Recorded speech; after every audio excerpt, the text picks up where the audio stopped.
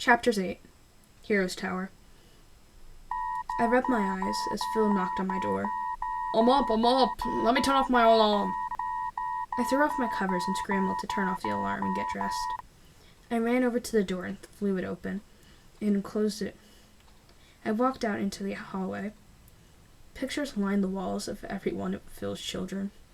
I stopped at a mirror on the wall and fixed my hair, hoping it would look kind of decent. Then I made sure that I had my mask on my belt and my vest was buttoned.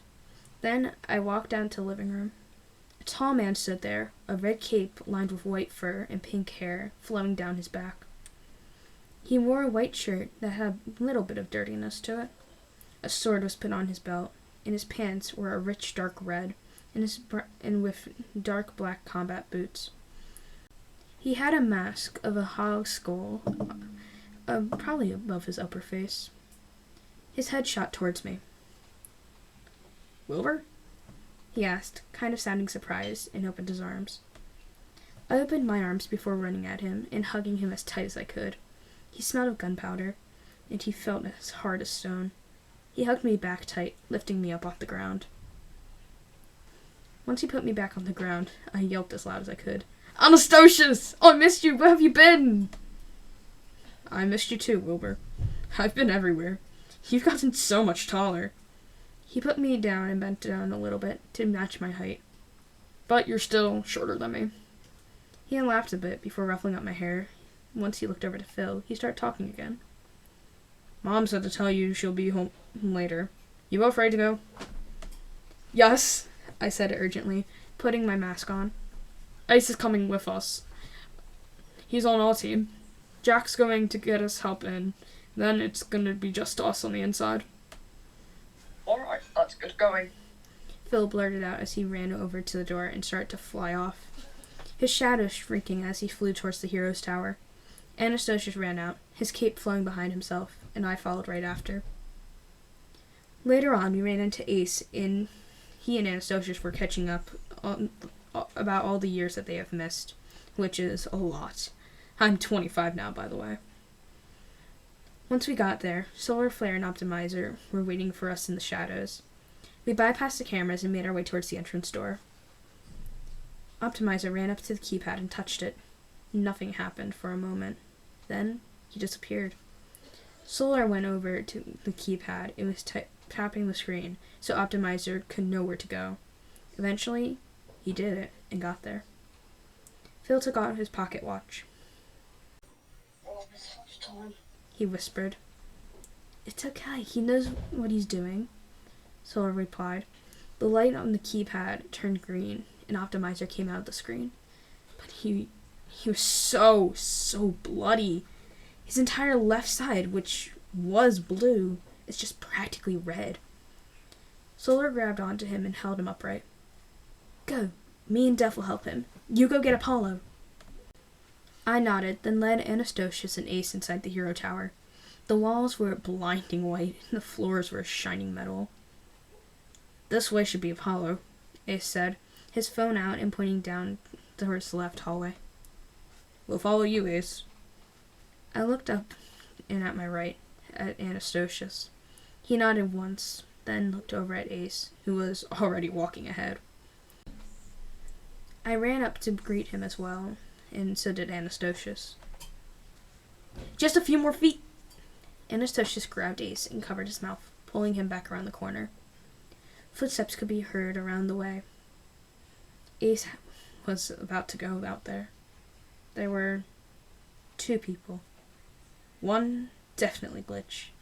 The other, that's not Arson or Nuke.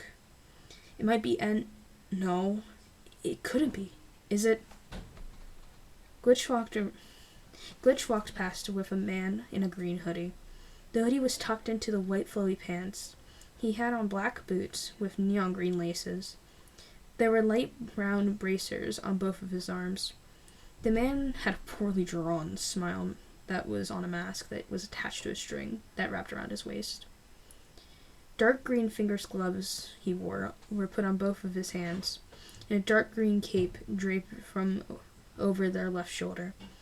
On their right side was an axe, at ready for any moment. His face was hidden by the light green hoodie of the first hoodie. It was not possible that the Dream was in the Hero Tower and awake at this hour with Glitch. Luckily, they just happened to walk past with no problem. I don't think they even saw us. With the limited time we had to keep moving. We ran down the hallway Glitch and Dream just came from. And great. This is just great.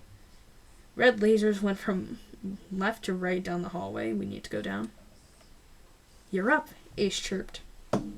You can do this, Conductor. Just remember what I taught you. Anastasius pushed me forward a bit. I looked down at the lasers before starting to shift through them. I made sure to steady my breathing as I went through. One misstep might be a limb gone. I was about in the middle of the laser trap when I couldn't see anywhere else to go. I looked around frantically. What's the holdup? Ace squeaked.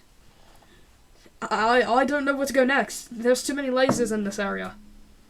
Just come back, he yelled again. He can't. There's too little time, Anastasia said quickly. A voice creeped from in front of me. My head shot up. The woman in the blue and white dress stood in front of me. Help me, please, I whispered.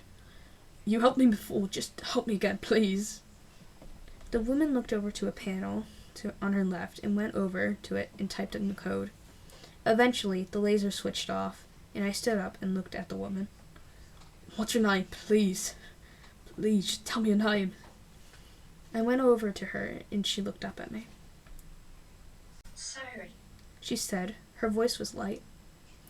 I got up close to her ear and whispered. My name is William, but I go by Wilbur. Want to meet up sometime? She giggled. Sure. She whispered back. I went over to the door and looked back at Ace and Anastasius as they ran over.